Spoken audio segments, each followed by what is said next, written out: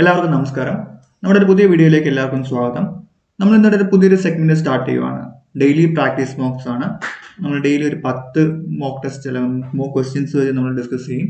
So ഇതിപ്പോൾ അങ്ങനെ വലിയ ഡീറ്റെയിൽ ആയിട്ടുള്ള ഒരു എക്സ്പ്ലനേഷൻ അങ്ങനെയൊന്നുമില്ല. നിങ്ങൾക്ക് ജസ്റ്റ് പ്രാക്ടീസിന് വേണ്ടി മാത്രം തരുന്നതാണ്.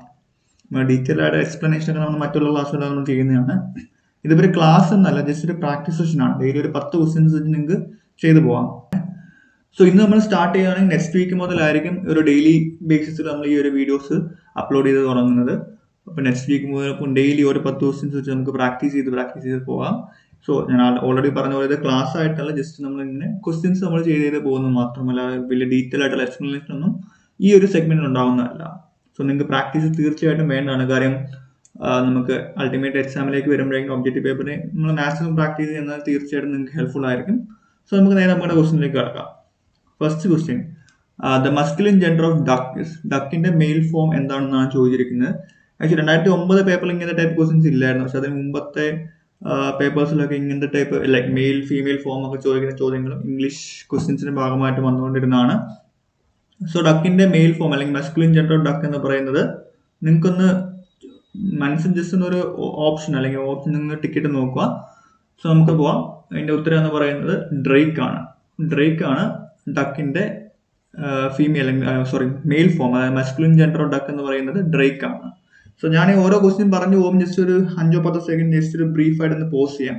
ആ സമയത്ത് നിങ്ങൾക്ക് നിങ്ങളുടെ ഉത്തരം എന്താണെന്ന് തോന്നുന്നു നിങ്ങൾ മനസ്സിൽ ഒന്ന് ടിക്കറ്റ് വെക്കുക. കാര്യം നമ്മൾ പ്രാക്ടീസ് ചെയ്ത് ഗസ് വർക്ക് പോലും നമുക്ക് ഇതുപോലെ പ്രാക്ടീസ് ചെയ്താലേ ഇപ്പം ഈ സ്മാർട്ട് ഗസ് എന്നൊരു കൺസെപ്റ്റ് നമുക്ക് പഠിക്കാൻ പറ്റത്തുള്ളൂ. സോ ജസ്റ്റ് നിങ്ങൾക്ക് അറിയത്തില്ലെങ്കിൽ പോലും ജസ്റ്റ് ഒന്ന് നിങ്ങൾ മനസ്സിലൊന്ന് ടിക്കറ്റ് വെച്ച് പോകുന്നത് നല്ലതായിരിക്കും. സോ അടുത്ത question fill in the blanks ആണ്. He failed dash his best efforts. അപ്പം ഈ ഒരു പദപ്രയോഗം നമുക്ക് ഇത് ഏതാണ് ബെസ്റ്റ് സൂട്ടബിൾ ആണെന്ന് നോക്കണം. 4 ഓപ്ഷൻസ് ഉണ്ട്.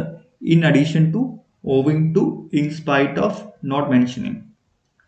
സോ ഇതിൽ ഏറ്റവും ബെസ്റ്റ് ഈ ഒരു fill in the blanks ക്വസ്റ്റ്യനിൽ ഏറ്റവും സൂട്ടബിൾ ആയിട്ടുള്ള ഓപ്ഷൻ ഇതിൽ ഏതാണെന്ന് നോക്കണം നമുക്ക് ചെയ്യേണ്ടത്.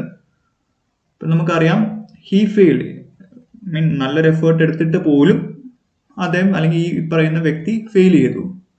സോ ആ ഒരു അർത്ഥമായിട്ട് സാമ്യം വരുന്ന ഇതിൽ ഏറ്റവും ബെസ്റ്റ് ഓപ്ഷൻ എന്ന് പറയുന്നത് ഓപ്ഷൻ സി ആണ്. In spite of. He fail in spite of his best efforts, അല്ലെങ്കിൽ he fail despite his best efforts. അങ്ങനെ ആ ഒരു അർത്ഥം കൺവേ ചെയ്യുന്ന പല ഓപ്ഷൻസ് ഉണ്ട്. ഇൻ സ്പൈറ്റ് ഓഫ് ഉണ്ട്, അല്ലെങ്കിൽ ഡിസ്പൈറ്റ് ഉണ്ട്. അപ്പം ബാക്കിയുള്ള ഓപ്ഷൻസ് ഒന്നും ഇതുമായിട്ട് ചേർന്ന് പോകുന്നതല്ല. അടുത്തത് ഫിൽ ദ ബ്ലാങ്ക്സ് ക്വസ്റ്റ്യൻ ആണ്. She was standing dash him. She was standing blanks him അല്ലെങ്കിൽ ഡാഷ് ഹിം. അതിനകത്ത് നമുക്കിപ്പം നിങ്ങൾ മനസ്സിലൊന്ന് നോക്കുക. 4 ഓപ്ഷൻസ് കൊടുത്തിട്ടുണ്ട്. Beside, besides, by, away. ഇതിൽ ഏറ്റവും സൂട്ടബിൾ ആയിട്ടുള്ള ഓപ്ഷൻ നിങ്ങൾ മനസ്സിലൊന്ന് ഓപ്ഷൻ ടിക്കറ്റ് വെക്കുക.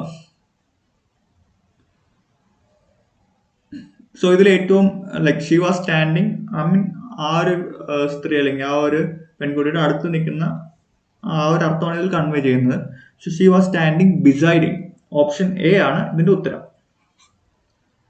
നമുക്കറിയാം ബിസൈഡും ബിസൈഡ്സും രണ്ടും 2 അർത്ഥമാണ് കൺവേ ചെയ്യുന്നത്. ബിസൈഡ്സ് എന്ന വാക്കിന്റെ അർത്ഥം ഇൻ അഡീഷൻ ടു എന്നാണ് ഈ ഒരു വേർഡിന്റെ അർത്ഥം.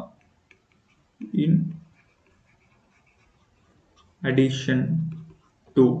അപ്പൊ ഇതിന്റെ ഉത്തരം എന്ന് പറയുന്നത് ഓപ്ഷൻ എ ആണ്. ഒരിക്കൽ പറയുന്നത് ഓപ്ഷൻ എ ബിസൈഡ് ആണ് ഇതിന്റെ ഉത്തരം. ബിസൈഡ്സിന്റെ അർത്ഥം ഞാൻ ജസ്റ്റ് പറഞ്ഞതെന്ന് മാത്രം. ഇതൊക്കെ ഇങ്ങനത്തെ കൺഫ്യൂസിങ് വാക്കുകളൊക്കെ നമുക്ക് ചോദിക്കാൻ സാധ്യതയുള്ളതാണ്. ഇനി നമുക്ക് അടുത്ത ക്വസ്റ്റ്യനിലേക്ക് കിടക്കാം. Question number 4. ഇതൊരു ഇഡിയം ആണ്. നമ്മൾ ഒരുപാട് ഇഡിയം നമ്മൾ ഡിസ്കസ് ചെയ്തിരുന്നു. എനിക്ക് തോന്നുന്നു ഈ ഒരു പർട്ടിക്കുലർ ഇഡിയം നമ്മൾ ഡിസ്കസ് ചെയ്തതാണെന്ന് തോന്നുന്നു നമ്മുടെ വീഡിയോസിനകത്ത്. The idiom at sea means. At sea എന്ന ഇഡിയത്തിന്റെ ശരിക്കുള്ള അർത്ഥം എന്താണെന്നാണ് ഈ ഒരു ചോദ്യത്തിൽ വന്നിരിക്കുന്നത്. 4 ഓപ്ഷൻസ് ഉണ്ട്. By the sea, lost in thought, determine, confused. ഇതിൽ ഏറ്റവും സൂട്ടബിൾ ആയിട്ടുള്ള ഒരു ഓപ്ഷൻ എന്ന് പറയുന്നത് ഓപ്ഷൻ ഡി ആണ്, കൺഫ്യൂസ്ഡ്. അറ്റ് സീ എന്ന് പറയുന്നത് കൺഫ്യൂസ് എന്ന ഒരു അർത്ഥമാണ് അത് കൺവേ ചെയ്യുന്നത്. ഈ ക്വസ്റ്റ്യൻ നമ്പർ 5ലേക്ക് കിടക്കാം. The antonym of vice is. Vice എന്ന വാക്കിന്റെ ആന്റോണിം അല്ലെങ്കിൽ ഓപ്പോസിറ്റ്.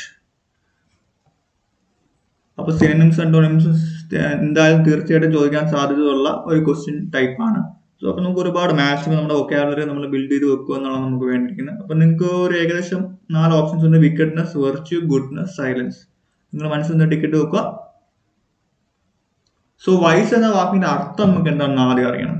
വൈസ് എന്ന വാക്കിന്റെ അർത്ഥം എന്ന് പറയുന്നത് മോറലി ഇൻകറക്റ്റ് എന്നാണ് ആ ഒരു അല്ലെങ്കിൽ വളരെ മോശമായ ഒരു കാര്യം, മോറലി അക്സെപ്റ്റ് ചെയ്യാത്ത ഒരു കാര്യം. വൈസ് എന്ന വാക്കിന്റെ അർത്ഥം എന്ന് പറയുന്നത് മോറലി ഇൻകറക്റ്റ് എന്നാണ്. Morally something which is morally incorrect, something which is morally incorrect. Morally correct ആയിട്ടുള്ള ആ ഒരു അർത്ഥം കൺവേ ചെയ്യുന്ന വാക്കാണ് ഇതിന്റെ ഓപ്പോസിറ്റ് ആയിട്ട് വരുന്നത്. സോ ഇതിനകത്ത് ഓപ്ഷൻ ബി വെർച്യു ആണ് ഇതിൽ ഏറ്റവും സൂട്ടബിൾ ആയിട്ടുള്ള ഓപ്ഷൻ. വെർച്യു എന്ന് പറയുന്നത് something which is morally correct അല്ലെങ്കിൽ മോറലി ബെസ്റ്റ് ആയിട്ടുള്ള, മോറലി എല്ലാം കൊണ്ടും ശരിയായിട്ടുള്ള, അതാണ് വെർച്യു എന്ന് പറയുന്നത്. സോ ആന്റോണിം അല്ലെ വൈസ് എന്ന വാക്കിന്റെ ഓപ്പോസിറ്റ് നിന്ന് വെർച്യു ആണ്. Question number 6, synonym of the word benevolence is. So നമ്മൾ ഓൾറെഡി നേരത്തെ ആന്റോണിം ഡിസ്കസ് ചെയ്തു. ഇനി നമുക്ക് സിനോണിം നോക്കാം. സിനോണിം എന്ന് പറയുന്നത് ലൈക് സെയിം മീനിങ് കൺവേ ചെയ്യുന്ന മറ്റൊരു വാക്ക്. ബെനവലൻസ് എന്ന വാക്കിന്റെ അർത്ഥം നമുക്ക് അറിയാലോ, കൈൻഡ്നെസ്, അല്ലെങ്കിൽ നമ്മൾ എന്താ പറയാ, കൈൻഡ്നെസ് എന്ന വാക്കാണ് ഈ ബെനവലൻസിന്റെ സിനോണിം ആയിട്ട് വരുന്നത്. സോ ഓപ്ഷൻ നമ്മൾ കൊടുത്തിട്ടുണ്ട് കൈൻഡ്നെസ്. ഓപ്ഷൻ ഡി ആണ് ഇതിന്റെ ഉത്തരം.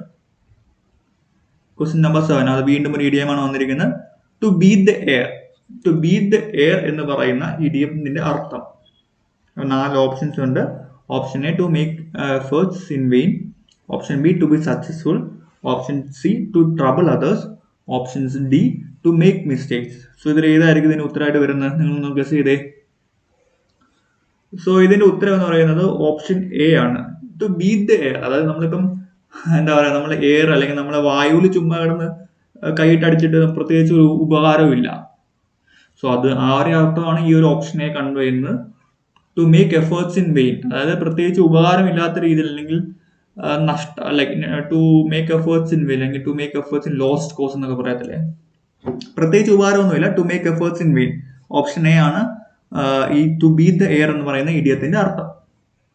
അടുത്തത് വീണ്ടും ഒരു ഇഡിയമാണ്. ഇത് ആക്ച്വലി 2016-17 ഏതൊരു പേപ്പറിൽ ചോദിച്ചൊരു ചോദ്യമാണ്. The appropriate meaning of the word, അല്ലെങ്കിൽ appropriate meaning of the idiom run of the mill. Run of the mill എന്ന ആ ഒരു പർട്ടിക്കുലർ പ്രയോഗത്തിന്റെ അർത്ഥം എന്താണെന്ന് ചോദിച്ചിരിക്കുന്നത്. 4 ഓപ്ഷൻസ് ഉണ്ട്. റണ്ണിങ് എ മില്ലാണ് option A, option B exciting, option C very important, option D ordinary. So run of the mill എന്ന വാക്കിന്റെ അർത്ഥം എന്ന് പറയുന്നത് വളരെ ആവറേജ് ആയിട്ടുള്ള, അല്ലെങ്കിൽ വളരെ ഓർഡിനറി ആയിട്ടുള്ള ഒരു പേഴ്സൺ, പ്രത്യേകിച്ച് കഴിവുകളൊന്നുമില്ല, ജസ്റ്റ് ഒരു ആവറേജ് വ്യക്തി എന്നൊക്കെ പറയത്തില്ലേ.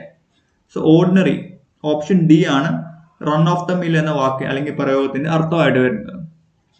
ഇനി ക്വസ്റ്റ്യൻ നമ്പർ 9 നോക്കാലോ. ഇതും വീണ്ടും ഒരു fill in the blanks question ആണ്, വളരെ കോമൺ ആണ്. Ship called dash the port.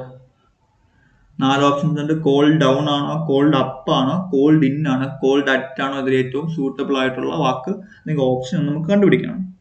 So ഇതിൽ ഏറ്റവും സൂട്ടബിൾ ആയിട്ടുള്ള വാക്ക് എന്ന് പറയുന്നത് ship called at the port. At the port എന്നാണ് പറയുന്നത്. കോൾഡ് അറ്റ് ദ പോർട്ട്, അതായത് ജസ്റ്റ് ഒരു ആ അർത്ഥം എന്ന് പറയുന്നത് ടു സ്റ്റേ ഫോർ, അല്ലെങ്കിൽ to hold for a brief time. കുറച്ച് നേരത്തേക്ക് പോർട്ടിൽ നിർത്തിയിട്ട് ഷിപ്പ് വീണ്ടും പോയി, അല്ലെങ്കിൽ കുറച്ച് നേരത്തേക്ക് പോർട്ടിൽ ഷിപ്പ് നിർത്തി. Called at the port. Question number 10 പോവാം. ഈ ഒരു ഇന്നത്തെ ദിവസത്തെ പ്രാക്ടീസ് മോക്കിന്റെ അല്ലെങ്കിൽ പ്രാക്ടീസ് സെറ്റിന്റെ ലാസ്റ്റ് ചോദ്യമാണ്. ചൂസ് ആൻ അപ്രോപ്രിയേറ്റ്, 2 ആൻ വന്നിട്ടുണ്ട്, അത് വിട്ടേക്കുക. Choose an appropriate word to complete the sentence. Fill in the blanks question തന്നെയാണ്. Neither food nor water dash to be found there. വേണമെങ്കിൽ ഒരു full in the blanks full സ്റ്റോപ്പും കൂടെ കൊടുക്കാം. So neither food nor water dash to be found there. ഈ ഒരു ചോദ്യത്തിന്റെ ഉത്തരമാവാൻ സാധ്യതയുള്ള 4 ഓപ്ഷൻസ് ആണ് കൊടുത്തിരിക്കുന്നത്. Option A were, option B was, option C are, option D have. So നമ്മൾ ഗ്രാമറിനെ പറ്റിയിട്ട് ഒരു ക്ലാസ് നമ്മൾ പ്ലാൻ ഉണ്ട്, അപ്പൊ അതിനകത്ത് കുറെ ഡീറ്റെയിൽ ആയിട്ട് പറഞ്ഞുതരാം. അപ്പൊ ഇതിനകത്ത് നെയ്തർ നോർ എന്ന പ്രയോഗമാണ് ഇതിൽ വന്നിരിക്കുന്നത്. സോ ഇതിനകത്ത് ഇപ്പൊ ഈ ഒരു ക്വസ്റ്റ്യനിൽ സിംഗുലർ പ്രയോഗമാണ് വേണ്ടത്. ഓപ്ഷൻ ബി ആണ് ഇതിന്റെ ഉത്തരം. സോ നമ്മൾ 10 ക്വസ്റ്റ്യൻ നമ്മൾ ഇന്ന് ഡിസ്കസ് ചെയ്തു. ഇതുപോലെ നമ്മൾ ഡെയിലി ഒരു 10 ക്വസ്റ്റ്യൻസ് വെച്ച് ഡിസ്കസ് ചെയ്യുമ്പോൾ തീർച്ചയായിട്ടും നിങ്ങൾക്ക് ഹെൽപ്ഫുൾ ആയിരിക്കും. സോ ജസ്റ്റ് ഒന്ന് ഓടിച്ച് പോകാം. മാക്സിമം 10 മിനിറ്റ് ഉള്ള ഒരു വീഡിയോ ആണ്. 10 മിനിറ്റ് ഓടിച്ച് നിങ്ങളിപ്പോൾ ഫാസ്റ്റ് ഫോർവേഡ് അടിച്ച് പോയാലും കുഴപ്പമൊന്നുമില്ല. ജസ്റ്റ് ഒന്ന് കണ്ടുപോകാൻ നിങ്ങൾക്ക് ഒരുപാട് പുതിയ പുതിയ ചോദ്യങ്ങൾ. ഇപ്പം നമ്മൾ ഇംഗ്ലീഷാണ് ആദ്യം ഡിസ്കസ് ചെയ്ത് കഴിയുമ്പോൾ കുറെ കഴിയുമ്പോൾ പോളിറ്റിയിൽ നിന്ന് ഡിസ്കസ് ചെയ്യും, സയൻസിൽ നിന്ന് ഡിസ്കസ് ചെയ്യും, അതുപോലെ തന്നെ എല്ലാ ടോപ്പിക്സിൽ നിന്നുള്ള ചോദ്യങ്ങൾ നമ്മൾ ഡിസ്കസ് ചെയ്ത് പോകുന്നതാണ്. സോ നമ്മൾ ഓൾറെഡി പറഞ്ഞിരുന്നല്ലോ ഹൈക്കോടതി എക്സാമിന്റെ കാര്യങ്ങളെ പറ്റി. സോ അപ്പം മാക്സിമം ഡെയിലി നിങ്ങളൊരു 10 ചോദ്യം വെച്ച് നിങ്ങൾ പോകും. ഏതെങ്കിലും 1-2 ചോദ്യമൊക്കെ നിങ്ങൾ എക്സാമിന് വരുവാണെങ്കിൽ തീർച്ചയായിട്ടും നിങ്ങൾക്ക് ഒരു ബോണസ് ആണ് ഇതൊക്കെ. ഇപ്പോൾ ഒരു ക്ലാസ് ആയിട്ട് കൺസിഡർ ചെയ്യണം. ജസ്റ്റ് ഇങ്ങനെ ഒരു ക്വസ്റ്റ്യൻ ആൻസർ സെഷൻ എന്ന രീതിയിൽ 10 ചോദ്യങ്ങൾ നിങ്ങൾ ഓടിച്ച് പോകുക. ആദ്യം ഡീറ്റെയിൽ ആയിട്ടൊന്നും നമ്മൾ എക്സ്പ്ലനേഷൻ ഒന്നും കൊടുത്തിട്ടില്ല, ജസ്റ്റ് ഓടിച്ച് പോകുന്ന രീതിയിലാണ് ഈ ക്ലാസ് എടുത്തിരിക്കുന്നത്. സോ നിങ്ങൾക്ക് ഇത് ഈ ഒരു സെഷൻ നിങ്ങൾക്ക് ഇഷ്ടപ്പെടുവാണെങ്കിൽ തീർച്ചയായിട്ടും ലൈക്ക് ചെയ്യുക, ഷെയർ ചെയ്യുക, സബ്സ്ക്രൈബ് ചെയ്യുക, ചാനൽ സബ്സ്ക്രൈബ് ചെയ്യുക.